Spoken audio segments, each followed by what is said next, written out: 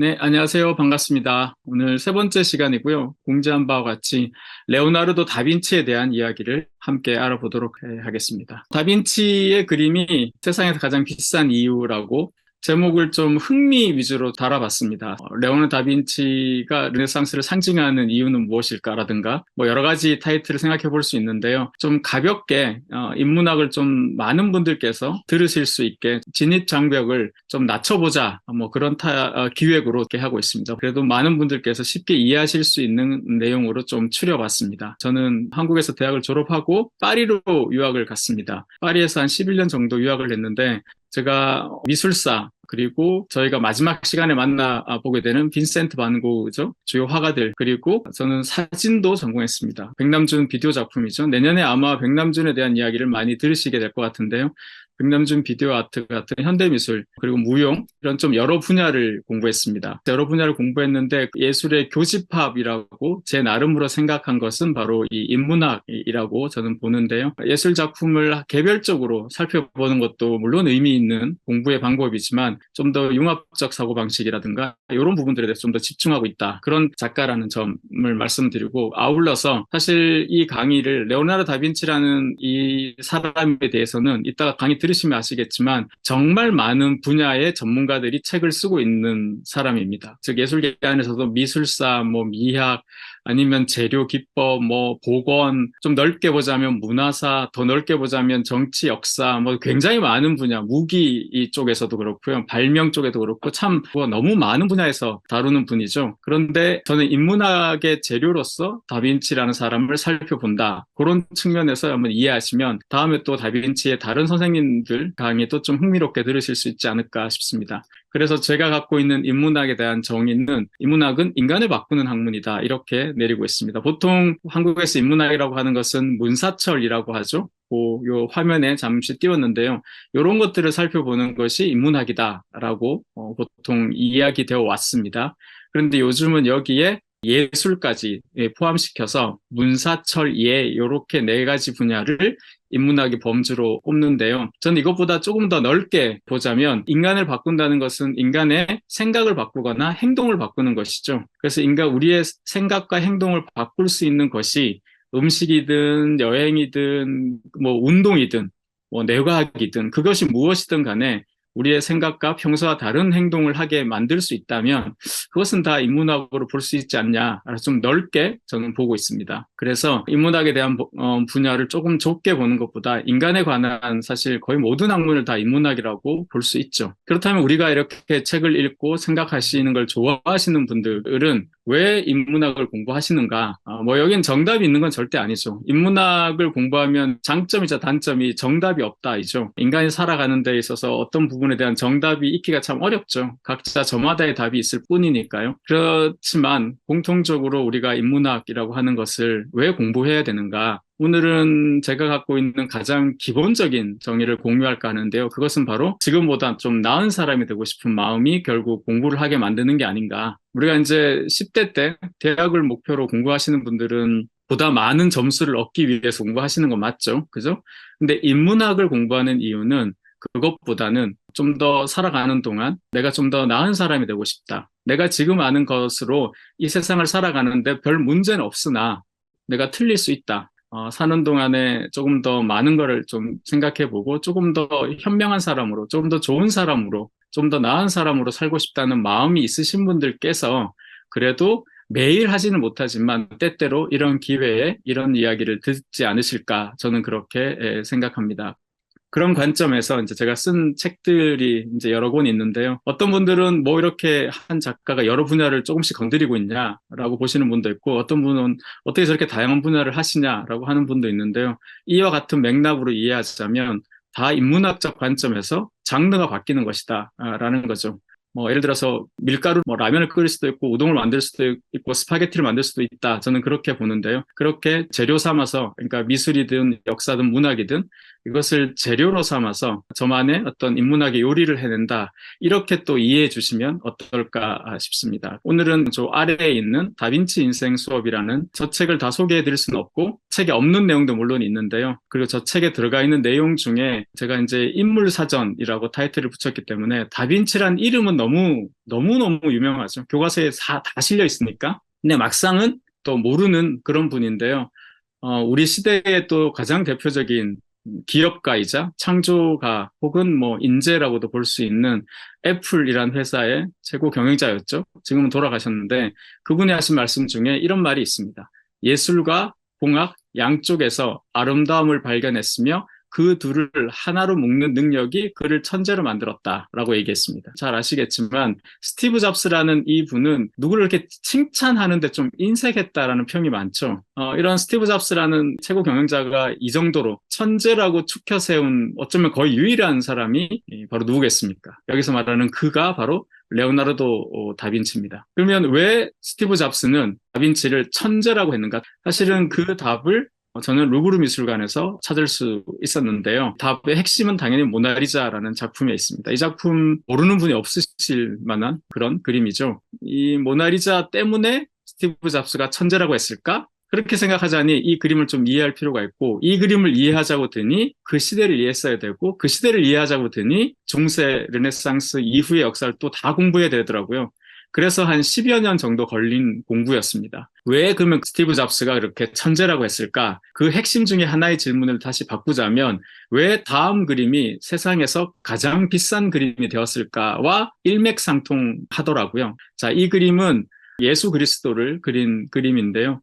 이 그림이 2017년 11월에 경매 당시에는 한 5,500억 정도 됐고 지금은 환율이 많이 올라서 한 6천억 정도 되죠. 그러니까 그림 한 점 가격에서는 인류 역사상 가장 비싼 그림으로 기록되어 있습니다. 사실 이제 이렇게까지 비쌀 일인가라는 점입니다. 6천억이면요. 단군이 나라 세울 때부터 매년 1억씩 모아도 저 그림 못 삽니다. 그러니까 굉장히 큰 돈이죠. 엄청나게 큰 돈인데 왜 이렇게까지 비싼가라는 것은 여기에 가격에 들어가 있는 게 뭐겠어요? 역사적 평가라든가 여러 가지가 다 들어가서 이 가격으로 결정이 됐겠죠? 그걸 알기 위해서는 제 기준으로 이거였습니다. 모든 시대는 그 시대의 이상적인 인간상이 있는 것 같아요. 이렇게 쭉 보시면 이게 이제 미술사의 양식으로 구분한 것인데 고대 그리스의 가장 이상적인 인간상은 누구겠습니까? 여러분들이 다 아는 사람이겠죠? 소크라테스, 그렇습니다. 철학자죠. 우리가 아는 그리스 사람들은 대부분 철학자들이죠. 소크라테스, 플라톤, 아리스토텔레스로 이어지는 이 계보이니까 그렇게 봤을 땐 철학의 이제 어쨌든 시조나 가장 대표적인 인물을 보통 소크라테스라고 꼽죠. 로마는 누구겠습니까? 황제이기도 하지만 그 황제 중에서도 가장 중요한 사람은 율리우스 카이사르라고 보통 봅니다. 줄리안 시저. 중세가 이제 교황이고 그렇습니다. 이렇게 시대에 따라서 이상적인 인간상들 유럽 역사에서 가장 중요한 시대라고 꼽히는 게 바로 저 때인데요. 저게 무슨 뜻인가? 자, 예를 들어 볼게요. 우리가 당대에 어떤 문제가 생기잖아요. 우리는 이 답을 찾으러 어디로 갑니까? 해방 이후 한국사에서 한국사회가 어떤 문제가 생기면 어디 가서 선례를 찾아봅니까? 일본을 거쳐서 우리는 미국사를 많이 보죠. 미국은 어떻게 하는가? 외신들을 주로 보죠. 제가 파리 갔을 때 프랑스에 유학하면서 가장 특이하다고 느꼈던 게 뭐냐면 혹시 기억할지 모르는데 우리가 2000년 월드컵 때 우리가 되게 좋은 성적을 거뒀잖아요. 그리고 나면 그 뉴스 맨 마지막 탈의 끝에 보통 뭐가 붙습니까? 외신 반응 붙죠. 외신 반응. 우리나라에 어떤 대통령이 뽑혔을 때도 외신 반응을 보잖아요. 근데 프랑스 애들은 그런 게 없더라고요. 외신 반응을 안 보더라고요. 그 나라 우리의 차이구나 싶었는데 외국 유럽 애들은 자국에 어떤 문제가 생기면 대체로 르네상스 중세 때를 많이 살펴봐요. 중세와 르네상스의 그 겹쳐 있는 시기. 르네상스가 예를 들면 1485년 7월 15일 오후 12시부터 시작한 게 아니잖아요. 어느 시기에 시작이 됐다고 나중에 판단이 되잖아요.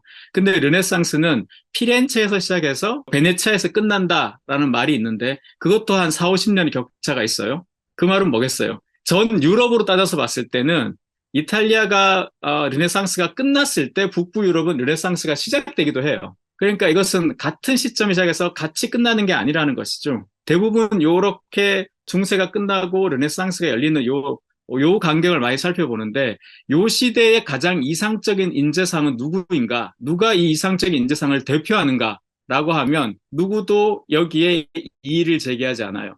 중세와 르네상스, 즉 르네상스의 이상적인 인간을 한 명을 꼽으라. 즉 르네상스를 상징하는 인물 한 명을 꼽으라 그러면 압도적인 표로 누가 1등 하냐면 레오나르도 다빈치예요.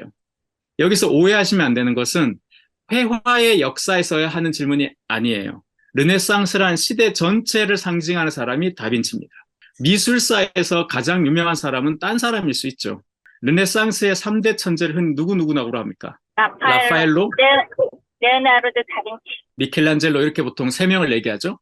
그런데 잘 보세요. 레오나르도 다빈치인데 우리는 다빈치라고 성을 부르죠. 미켈란젤로 부오나로티인데 미켈란젤로라고 이름을 불러요. 라파엘로 산치오인데 우리는 라파엘로라고 이름을 불러요. 자, 이 3명 중에 둘은 이름을 부르고 한 명은 성을 불러요. 다빈치가 특이한 경우죠. 하지만 미술사 전체를 보면 어떻습니까? 빈센트 반 고흐인데 우리는 반 고흐라고 하죠. 파블로 피카소인데 피카소라고 해요.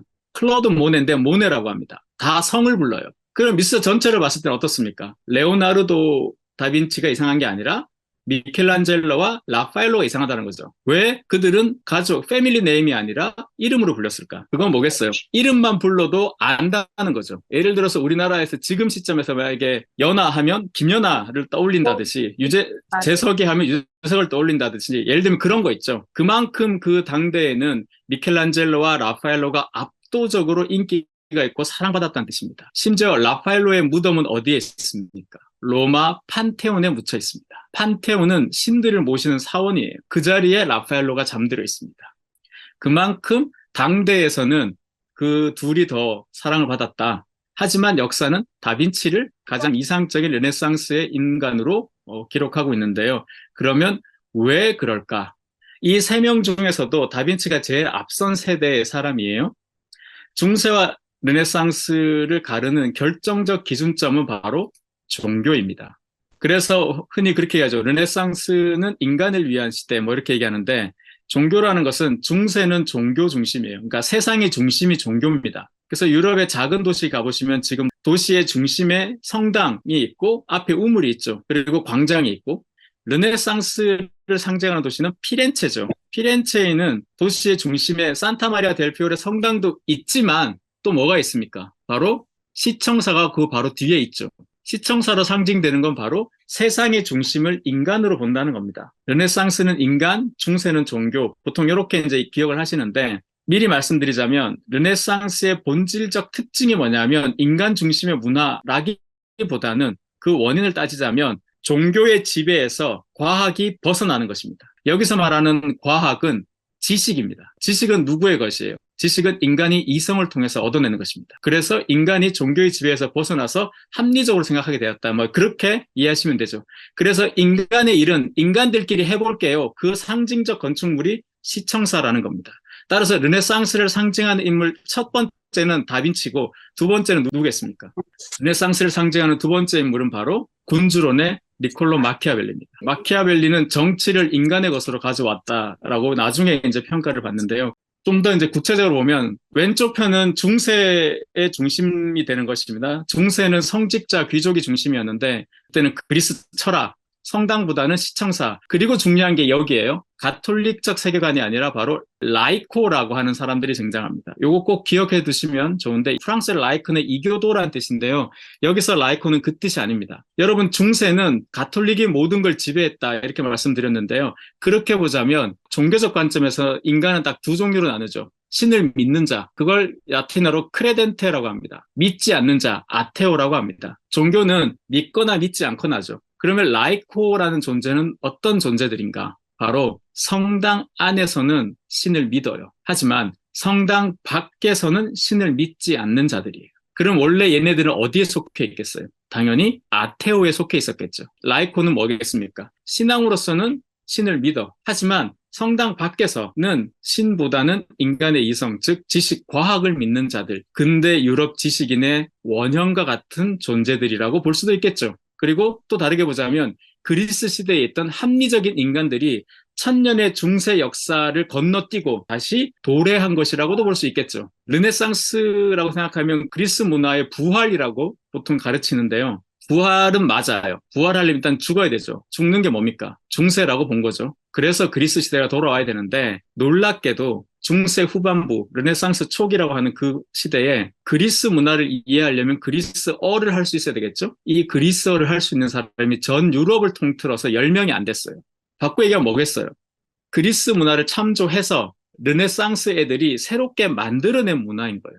옛날에 90년대 통 넓은 바지가 유행했잖아요, 통바지. 근데 지금도 통바지 유행하지만 그때는 어땠어요? 질질 끌고 다녔잖아요. 그래서 엄마들이 뭐라 그랬어요? 동네 청소 네가 다 하고 다닌다 이런 얘기 했잖아요. 근데 요즘은 현대적 감각에 맞춰서 통은 넓지만 길이는 짧아지죠. 그렇다 보니까 어떻게 돼요? 근대적 감각, 당대의 감각에 맞게 다시 돌아와요. 그대로 돌아오지 않습니다. 그대로 돌아오면 수구죠. 복고는 다른 겁니다. 돌아가자면 그래서 라이코라는 자들은 바로 그런 자들이라고 볼 수 있습니다.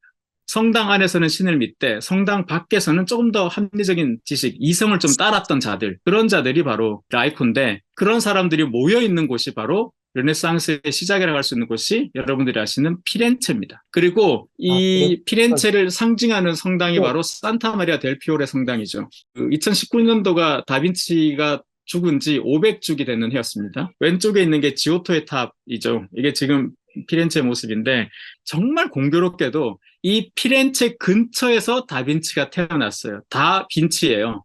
그러니까 빈치에서 온 레오나르도란 뜻입니다. 그래서 이쪽으로 10대 후반에 이제 오게 됐는데, 자, 여기 잠깐 말씀드리자면, 피렌체 가시면 제일 먼저, 그리고 가장 많이 가시는 게 바로 이 산타 마리아 델 피오레 성당이죠. 그리고 특히 그 일본 영화였죠. 냉정과 열정 사이. 그 영화에서 나와서 더 유명해진 곳이기도 한데요. 여기 돔 있죠, 돔. 영어로는 돔이라고 하고, 이탈리아어로는 쿠폴라라고 합니다. 요 돔을 만들지를 못하고 있었어요, 계속. 그러니까 비 오면 그냥 내리맞는 거죠. 그런데 요 앞에 가시면 청동문이라는 게 있는데 그 공모전에서 브루넬레스키가 2등을 해요.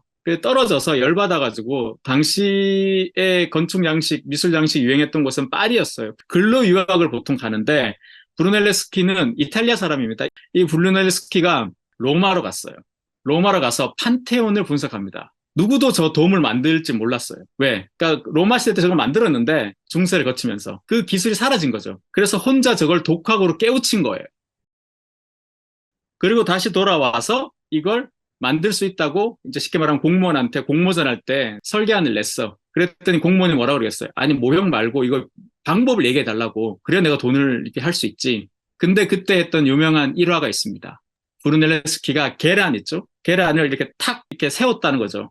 그때 뭐라 그러냐면 그 방법을 알면 누구라도 할 수 있다. 즉 지적재산권이 마련되어 있지 않던 시대니 야 내가 이거 아이디어 알려주면 딴 사람 쏘면 나는 뭐가 돼? 나는 안 되잖아. 그러니까 내 머리가 있으니까 네가 돈 주면 내가 공사하겠다 이거였어요.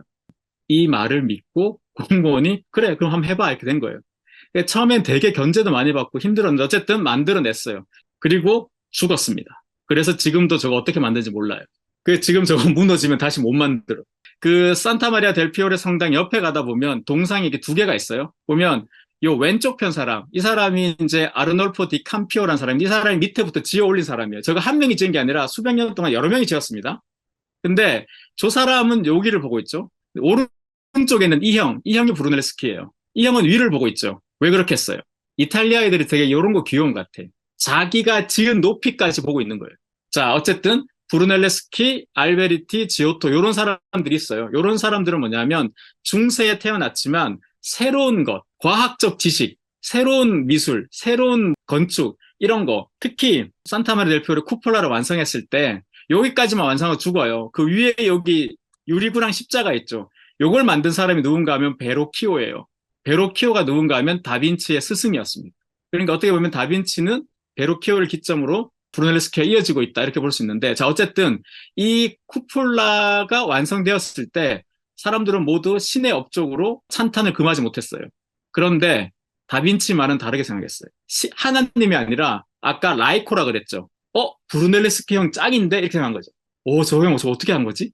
신이 할 거면 진작 하지. 왜 굳이 지금 하냐? 왜 브루넬레스키 손을 빌렸을까? 그런 생각을 한 거죠. 모두가 신의 업적으로 찬탄할 때 다빈치는 브루넬레스키의 저 합리적, 과학적 방식에 꽂힌 거예요. 그래서 그를 라이코다 이렇게 말씀을 드리는 건데, 자, 이런 위대한 선구자들한테 과학적인 태도를 배웠다라는 겁니다. 제가 2019년도에 갔을 때 이 500주기 기념 레오나르도의 스승 베로키오 이 전시입니다. 다빈치를 모델로 한 조각상이나 그림이나 이런 것들을 다 같이 하는 전시였는데요. 무게 중심이 다른 거예요.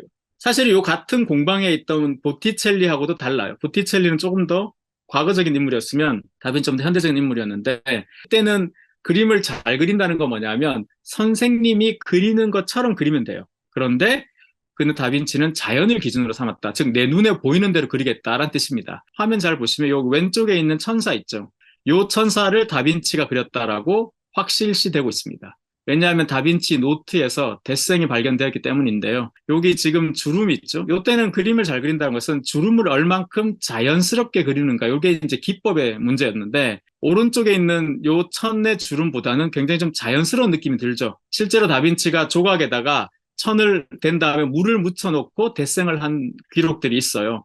오른쪽에 다빈치가 그렸을 것이라고 확실시되는 것은 여기 왼쪽 편에 있는 강아지하고 이제 물고기 정도인데, 제가 볼 때는 여기 인물들, 요 오른쪽의 남자, 이 소년의 헤어스타일과 얼굴과 왼쪽에 있는 헤어스타일 거의 비슷하죠. 아마 이런 부분들도 다빈치가 손을 댔지 않을까. 이때는 그림이 예술품이란 관점이 없었어요. 스승이 거래를 따오면 공방에서 같이 작업해서 그냥 납품하는 거예요. 그런 개념이 강했던 때이기 때문에 누가 여기까지 그리고 이렇게 보기는 좀 어렵다. 근데 나중에 다빈치 노트를 보고 역추적을 하니 요거는 다빈치가 그렸었던 것이 확실시 된다. 이렇게 이야기할 수 있는 거죠.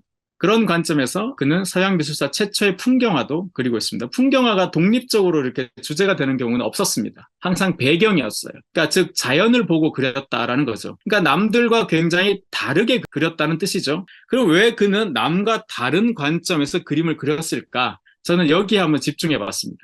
그걸 질문을 바꾸면 이렇게 되겠죠. 남다른 작품이란 것은 남과 다른 인생의 결과물이기 마련입니다. 우리가 어떤 사람들의 생각이 다르다는 것은 왜 그렇겠어요? 생각은 또 잘 안 바뀐다고 말씀드렸잖아요. 그 이유는 뭐겠습니까? 저희 아버지랑 얘기하다가 항상 그렇게 생각했어요. 왜 그는 생각을 못 바꾸나? 그 말은 저희 아버지도 답답한 거예요. 쟤는 왜 항상 저렇게 생각할까요? 겠죠? 그래서 생각을 하다가 내린 결론이 그거였습니다. 생각이란 것은 인생의 결과물이죠. 우리가 오늘 어떤 생각을 한다는 것은 제가 쭉 살아왔던 인생의 결과물로서 그 생각을 갖고 있죠. 그렇기 때문에 잘 안 바뀌는 거예요. 마치 생각을 바꾸면 어떻게 돼요? 내 지난 인생을 부정하는 듯한 몸짓이라고 느낀다. 저는 그렇게 생각합니다. 그래서 생각을 잘 못 바꾸는 거예요. 진정으로 용기 있는 자만이 생각을 이렇게 수용할 수 있는 거죠. 그것을 위해서 우리가 또 공부하는 이유기도 하다고 보는데, 어쨌든 작품이 다른다는 것은 인생이 좀 달랐다. 이렇게 볼 수 있죠. 다빈치는 크게 한 서너 가지가 있는데, 첫 번째는 그는 사생아였습니다. 그러니까 홍길동 같은 거죠. 홍길동은 서자였는데, 이거는 뭐냐면 엄마 아빠가 결혼하기 전에 애를 낳았어요. 그리고 아버지는 다른 여자랑 결혼하고 엄마도 다른 남자랑 결혼했어요. 그래서 5살까지 다빈치는 엄마가 키웠습니다. 그리고 나서 본가, 아버지한테 보내졌어요. 근데 사실 홍길동처럼 그런 신분의 제약 때문에 얘가 생각이 달랐냐? 그거라기보다는 당시에는 사생아 출신의 교황도 있었어요. 그러니까 사회 신분에 문제가 없지 않았는가? 그게 아니라 첫 번째는 중산층은 도덕의 지배를 받아요, 항상. 즉, 상류층과 하류층은 도덕의 지배를 받지 않습니다. 욕망의 지배를 받는다. 저는 그렇게 보통은 보는데, 그래서 상류층이 도덕적으로 살면 칭찬하죠. 근데 중산층이 도덕적으로 살면 칭찬하지는 않아요. 이때도 그런 거죠. 중산층만이 도덕 지배를 받기 때문에 다빈치는 쉽게 말하면 인문계를 못 가고 실업계를 갔어야 돼요. 즉 라틴어를 못 배우고 주산을 배워야 된다는 거죠. 이 사생아라는 영어 단어가 혹시 뭔지 아세요? 영어에서 사생아는 내추럴 차일드입니다. 자연에서 만들어진 아이란 뜻도 있고 자연스럽게 생겨났다는 뜻도 있고 뭐 여러 뜻으로 해석할 수 있는데, 저는 좀 다르게 해석했는데, 특히 다빈치 같은 경우는 자연을 친구로 삼을 수밖에 없는 사람이라고 저는 받아들였습니다. 동심이 맑아서 좋겠다라고도 생각할 수 있지만 어딘가 모르게 좀 쓸쓸하고 외롭죠. 그래서 그런지 관찰력이 좋았다라고 볼 수 있죠. 그래서 굉장히 세밀한 자연을 하나로 대상으로 이렇게 나무같이 이런 것들을 아주 많이 그렸습니다. 그래서 이런 자연의 호기심과 관찰이라는 것은 되게 탁월한 그림 실력으로 나아갔습니다. 보통 흔히 프로이트를 들먹이지 않더라도 어린 시절에 아버지의 부재는 아이들에게 그림자를 들이운다, 보통 그렇게 이야기하죠. 그 아버지의 빈자리를 결국 지식으로 채웠다는 겁니다. 정신분석학에서 이제 보통 라캉이라는 사람이 주로 하는 말인데, 아버지의 이름을 대체하는 게 뭐 지식이나 선생님, 종교 뭐 이런 것들이 있는데, 다빈치 같은 경우는 지식으로서 아버지의 부재를 채워나갔다, 상징적으로 화해했다, 뭐 이렇게 볼 수 있습니다. 좀 어려운 얘기인데요. 어쨌든 이렇게 하시면 돼요. 그래서 다빈치는 세상을 알고 싶다라고 생각했어요. 첫 번째 시간에 자클루이 다비드에게 그림은 뭐였습니까? 이념 전파의 도구였죠. 두 번째 시간은 모네는 뭐였어요? 색채의 변화, 그죠? 조형미 이런 거였죠. 하지만 다빈치에게 그림은 과학이었습니다. 즉 과학의 결과물을 그림으로 그렸다는 거예요. 미켈란젤로에게 그림은 뭐였습니까? 신성한 창조 행위였어요. 마치 신이 인간을 빚듯이 내가 형상을 빚어낸다. 라파엘로에게 그림은 관능의 감각체였습니다. 화가들마다 정의가 달라요. 근데 다빈치한테는 과학적 탐구의 결과물을 그림으로 기록했다. 이렇게 이해하시면 될 것 같습니다. 그것이 그 당시에 가장 터부라고 하는 종교라도 그랬습니다. 종교 앞에서는 다 유턴을 하는 편이었는데, 다빈치는 예를 들면 이런 겁니다. 성경에 보면 그 노아의 방주 나오죠. 대홍수. 그 대홍수를 합리적으로 생각하면 이거죠. 홍수가 난다는 건 뭐예요? 수면의 기울기가 있을 때 홍수가 나죠. 그런데 일주일 내도록 비가 왔으면 지구가 잠겼을 텐데 어떻게 홍수가 나냐는 거예요. 쉽게 말하면. 그런데 그것을 광장에서 외치면 잡혀가서 불탔겠지만 그냥 혼자 생각하고 말다가 신은 이것마저도 계획에 넣어서 인간에게 가르침을 주는구나. 이렇게 해석한 거죠. 즉 다빈치도 그 시대 인간이에요. 우리가 어떤 역사적인 인물을 보면 우리는 이후의 사람이잖아요. 그러면 그 사람의 행적과 말을 다 끼워 맞추려고 해요. 그 사람도 그 시대 사람이니 분명히 신이 어떻게 했을 텐데 그럼 이렇게 한 게 아닐까라고 생각한 거죠. 중요한 것은 우리는 이제 그림으로 보자면 종교화에 과학을 도입했다. 이 말은 뭐냐면 이 그림에서 잘 보시면 미카엘 대천사가 이 성모에게 당신이 이제 신의 아들이 수태했다고 이제 알려주는 수태 고지예요. 이 미카엘 천사가 이제 날개를 달고 있잖아요. 이렇게 달려 있습니다. 근데 요 당시에 고전을 기준으로 그리면 어떻게 그렸냐? 이렇게 그렸어요. 날개 차이를 보세요. 이렇게 그려야 된다고 생각했던 거죠. 다 이렇게 그렸어요. 크게. 사람의 비율에 맞게. 근데 다빈치가 새들을 관찰해 보니 날개가 몸집에 비해서 비율적으로 봤을 때 크지 않아도 된다고 생각한 거죠. 그래서 되게 짧게 그렸어요, 사실은. 근데 후대 화가가 이건 너무 짧지 않아? 하면서 좀 더 덧칠을 한 거예요. 그게 이 다빈치와 같은 베로키오의 공방의 동료가 누구였냐면 보티첼리였습니다. 보티첼리도 오른쪽처럼 그렸어요. 왜? 보티첼리는 자연을 기준으로 삼지 않고 고전, 즉 스승님들이 그린 그림을 따라 그렸기 때문에 그래요. 제가 가장 좋아하는 다빈치 그림 중에 하나인데요. 인간적인 종교화. 여기서 인간적이라고 하는 얘기는 뭐겠어요? 보시면 이게 성모 마리아의 헤일로 있죠. 원래 나중에 다빈치는 이 금빛 이 헤일로를 그리지 않아요. 주문한 사람이 강하게 요구하면 그려줬는데 웬만해서는 안 그립니다. 최후의 만찬에도 헤일로가 없잖아요.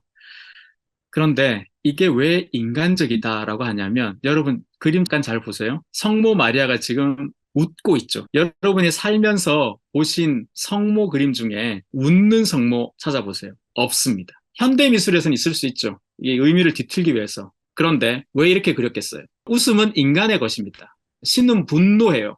근데 왜 웃고 있어요? 성모를 종교의 성모가 아니라 예수라는 아이의 어머니로서 그립니다. 보통은 이 성모자상을 그릴 때는 예수 그리스도가 앞으로 겪어야 될 운명에 슬퍼해서 성모가 항상 슬퍼하고 있어요. 그런데 여기서는 웃고 있죠. 왜? 예수 그리스도가 아직 소근육이 발달하지 않아서 이 꽃을 잘 못 집는 거예요. 그걸 보고 엄마로서 웃고 있는 거예요. 그런 면에서 인간적이다.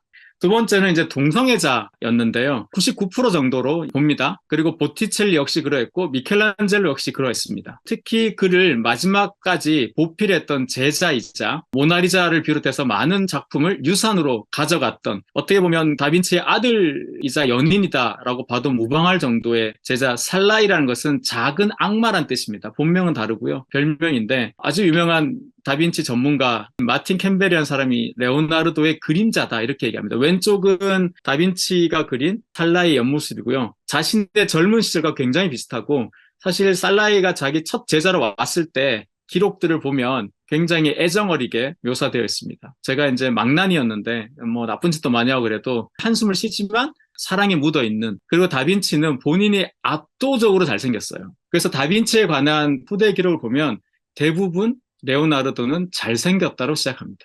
긴 금발의 곱슬머리가 자랑거리였고 자기가 잘생긴 걸 아는 애들의 특징이 있죠. 뽐내고 싶어 합니다. 그래서 옷도 당시에 보통 남자들이 입는 옷 안 입고 로마 시대의 그 튜닉이라고 그거 입고 다녔어요. 핑크색으로다가 향수 뿌리고 막. 그래서 길거리 지나가면 만백성 쳐다본 거죠. 저 사람 누구냐고. 다빈치가 사실은 그림과 회화와 조각의 논쟁이 있는데 조각이 아니라 회화가 한 이유는 뭐냐면 손이 더럽혀지지 않아도 되니까 그렇게 얘기했습니다. 그만큼 아름다움을 가꾸는 걸 좋아했는데 사실은 자기 제자였던 살라이한테도 그런 면을 많이 하게 했습니다.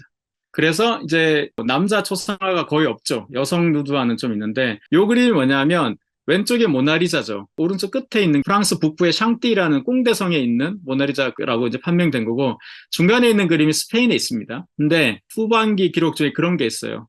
다빈치가 어떤 여자 모델을 누드로 그린 적이 있다. 뭐 그런 기록이 있는데 그렇다면 어쩌면 호기심이 많은 다빈치가 그 여자라는 존재 자체가 그의 마지막 터부이자 금기였던데 그것을 노년에 이르러서 도전한 것이 아닌가. 다빈치 작품일 경우에는 다빈치는 왼손잡이였거든요. 그러면 색을 칠할 때 좌측 상단부터 붓질이 이렇게 이어지고 붓을 돌리는 방식이라든가 색을 칠하는 방식에 독특한 면이 있어요. 특정적인 면이. 그것을 이제 분석해서 다빈치 것이다 아니다 이렇게 얘기하는데 중간에 있는 그림은 100% 다빈치 거라고 하긴 좀 어렵다. 그래서 공방의 작품으로 그렇게 보고 있습니다. 좀 다르죠. 세 번째는 거울 문자인데 이건 핸드라이팅. 이게 천재의 증거로 알려져 있는데 그렇지 않습니다. 이건 무슨 말인가 하면 이탈리아어에도 우리나라처럼 좌측부터 우측으로 쓰기 시작하고 위에서부터 아래로 쓰기 시작해요. 노트를. 그런데 얘는 왼손잡이였어요. 왼손잡이니까 이렇게 쓰면 어떻게 돼요? 잉크가 손에 다 묻죠. 그러니까 여기서부터 쓰는 게 편하죠. 아랍애들 같이. 그래서 거울을 대면 제대로 보이는 거죠. 그런 잘못된 습관이 굳어진 하나의 버릇이다. 이 정도만 보시면 되고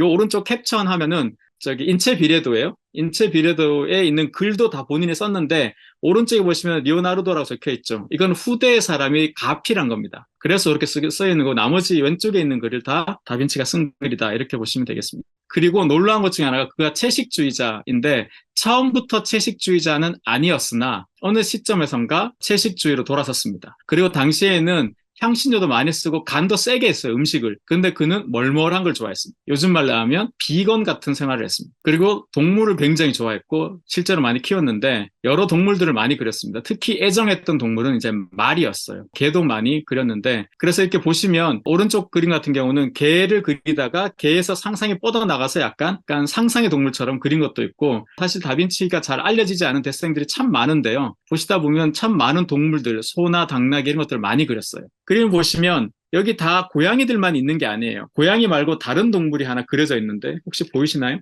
여기 요거 보시면 요거 뭔가 같습니까? 여기 용이죠, 용. 이게 왜 이런 일이 벌어지냐면 중세 때 고양이가 약간 악마의 동물로 보는 게 있어요. 지금 우리나라도 그런 거 있죠. 예전부터 부정적인 그런 게 있죠. 근데 그 부정적인 것의 끝판왕이 용이었습니다. 상상의 동물. 근데 다빈치도 이렇게 고양이를 쭉 그리면서 그런 악마의 그 상징성이 있는 용이 연상이 됐겠죠. 이렇다 다빈치는 아름다움을 탐하는 감각주의자예요. 너무나 아름다운 그림이죠. 이게 누군가 하면 밀라노 시절의 일모로라고 하는 그 군주의 애인이었습니다. 이 담비가 이제 자기 그 일모로를 상징하는 그래서 그 군주가 사실 정치적으로 이제 정략 결혼을 해야 돼서 자신의 애인과 이제 헤어지게 됐어요. 그러면서 이것을 그림을 선물로 줬다 이렇게 되는데 이 그림 한번 보세요. 당시에 배경을 이렇게 시커멓게 처리해버리고 너무나 우아하지 않습니까? 거의 현대화가라고 봐도 될 정도로 궁정의 왕비라든지 공주라든지 이런 분들 가운데 특히 이사벨라 데스테라는 분이 있었는데 이 이사벨라 데스테는 당시 르네상스 최고의 화가이자 회화의 군주라고 불렸던 저기 베네치아 학파 티치아노한테도 초상화를 받을 정도였는데 그 이사벨라 데스테가 그렇게 그림을 그려달라고 했는데 깠어요.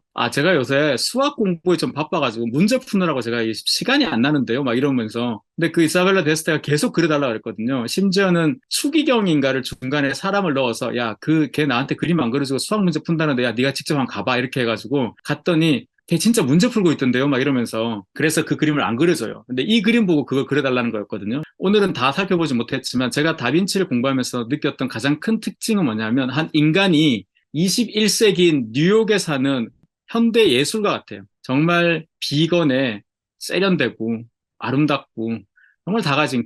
그림에만 몰두했더라면 그는 정말 뭐 더 없는 아름다운 그림을 많이 그렸고, 요런 그림을 그려서 돈을 벌기로 마음먹었으면 정말 돈을 많이 벌었겠죠. 근데 그는 다양한 호기심을 다 충족시키기 위해서 노력했던 사람인데, 어쨌든 아름다움을 탐하는 감각주의자란 것은 뭐냐 하면 아웃사이더란 뜻이에요. 저 시대 때는 이렇게 그리면 안 돼요. 그냥 주문자가 그려달라는 거 열심히 그려야 돼요. 그냥 공장에서 물건 만들듯이. 예를 들어서 이때는 맞춤 양복집의 양복 그 재단사 같은 거였어요. 화가가. 그런데 양복 재단사가 고객님 몸은 내가 만들고 싶지가 않네? 이러면서 안 만들어 버리면 어떻게 돼요? 뭐 당연히 돈이 안 되죠. 그 고객이 만들어 달라는 핏이 있잖아요. 내가 볼 땐 그건 아닌 것 같아요. 지금 마음대로 만들어 버리거나 이러면 안 되죠. 근데 다빈치는 그런 사람이었습니다. 그래서 좋게 보면 창조력이 강한 사람이고 나쁘게 보면 시대와 불화할 수밖에 없었던 사람인 거죠. 그래서 미완성작도 많아요. 놀랍지만 모나리자도 미완성작입니다. 이 아웃사이더라는 것이 중요해요. 왜냐하면 창조는 항상 변방에서 이루어져요. 그 중심을 유지하는 데 에너지를 쏟기 때문에 새로움이 자라나는 공간으로서는 부적절합니다. 창조는 항상 변방에서 이루어진다.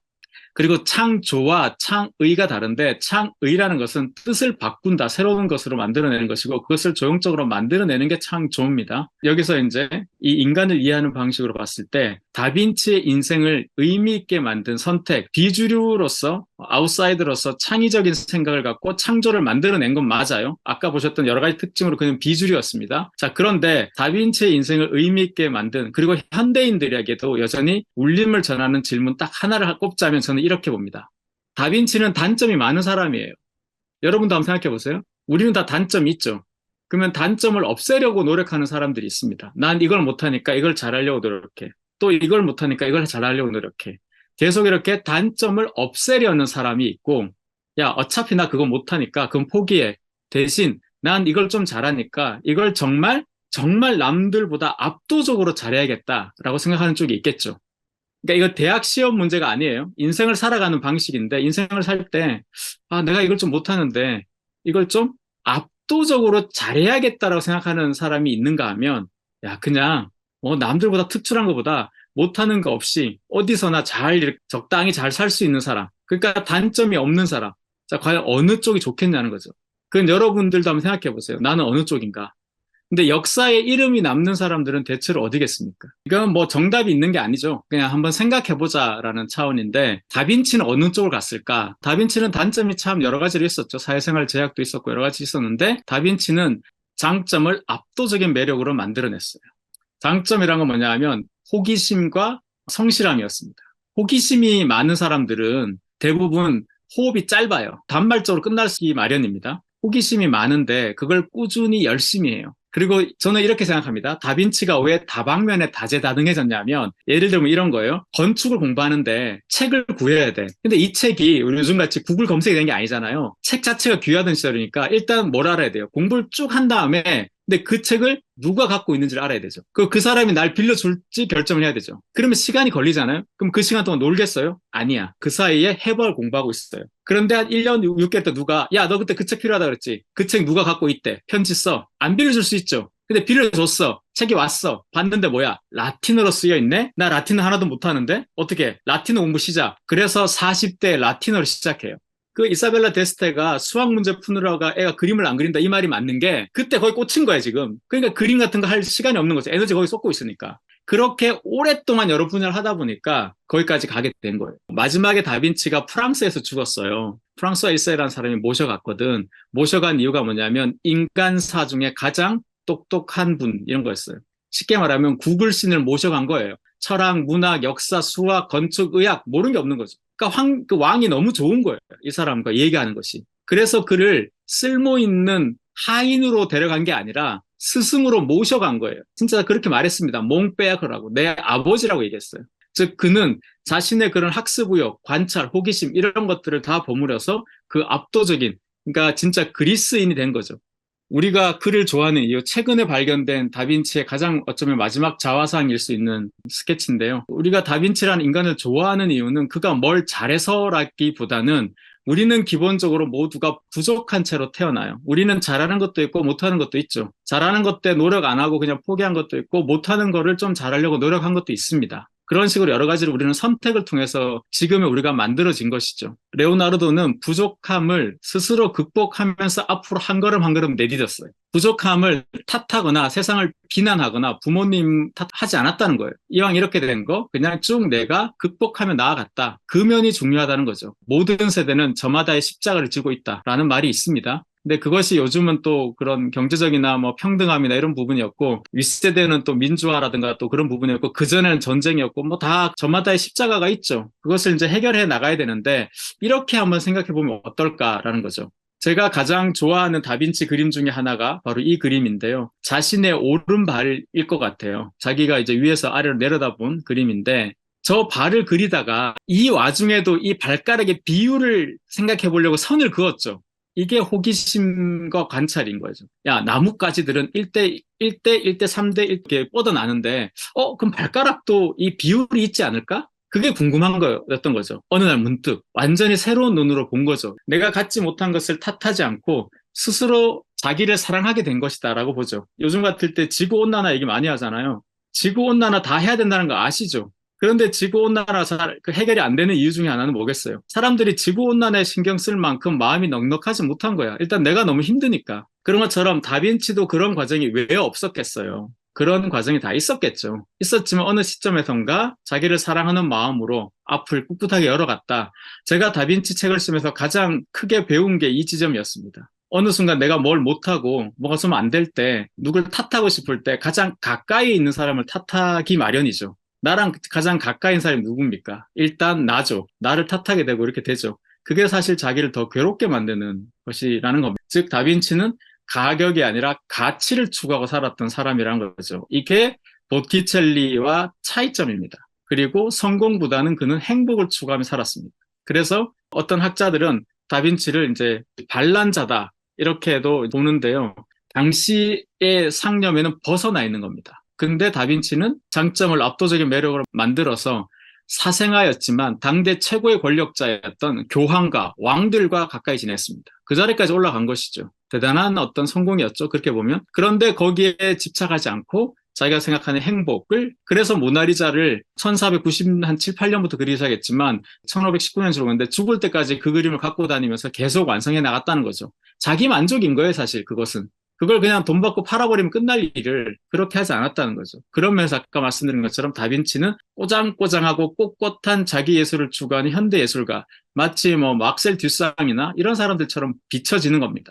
가치와 행복을 중심으로 살았던 사람이라는 겁니다. 근데 강의 시작은 뭐였습니까? 세상에서 가장 비싼 그림이라는 거죠. 왜 그 그림 제일 비싸냐 하면 이런 면 때문에 다빈치가 제일 비싼 건 아니에요. 제일 비싼 이유는 다빈치가 르네상스라는 시대를 상징하기 때문이고, 르네상스는 유럽인들에게 문화의 시작점이라고 볼 수 있습니다. 마치 그리스 로마가 있었고 중세가 단절시켰어요. 그리고 난 다음에 다시 문화가 시작된 것이 르네상스 때부터라는 거죠. 그 르네상스란 시대 전체를 상징한 인물이 레오나르도 다빈치이다 보니 그의 작품에는 그 시대의 역사성, 희귀성, 역사적 가치, 미학적 가치, 그리고 이런 여러 가지들이 다 버무려져 있기 때문에 그의 그림이 가장 비싸다는 거죠. 가장 비싼 게 가장 가치 있고 가장 귀하고 중요하다는 뜻입니다. 오늘의 강의 포인트는 그것도 있지만, 제가 볼 때 이 인물이 갖고 있는 중요한 어떤 가르침이라는 것은 부족한 것을 탓하지 않고 꿋꿋하게 자기의 장점을 극대화시켜서 매력을 만들었고, 그것을 기반으로 스스로를 사랑하고 앞으로 꿋꿋이 걸어 나갔다. 그 점이 가장 우리로서는 좀 한번 생각해 볼 만한 지점이 아닌가라는 거죠. 우리가 사랑하는 이들, 다빈치, 그리고 빈센트 반 고흐도 5째 시간에 보시겠지만 자기가 못하는 것을 극복하려고 노력하는 동시에 자기가 좋아하고 잘하는 것을 남들보다 더 잘하려고 노력했습니다. 제가 결정한 게 아니고 학부 학생들한테 당시에 물어봤습니다. 너희들이 가장 좋아하는 사람들이 누구냐라고 물었을 때 김연아를 얘기를 많이 했어요. 혹은 BTS나 혹은 한국 사회에 있는 유재석 같은 사람들. 그러니까 이런 사람들은 뭡니까? 우리가 사랑하는 이 사람들은 자기가 갖고 태어난 것을 그냥 쓰는 사람들은 아니죠. 갖고 태어났다 하더라도 엄청나게 노력을 했던 사람들이죠. 이 사람들 다 노력이 다 깔려있는 사람들이죠. 그러니까 이런 사람들은 뭡니까? 노력으로 실력을 쌓아서 매력을 성취해냈기 때문에 많은 사람들이 진심으로 그들에게 박수를 보내는 것이 아닌가라는 거죠. 성공한 사람이라고 간단히 말하기에는 많은 사람들이 성공했죠. 성공한 사람들이 얼마나 많습니까?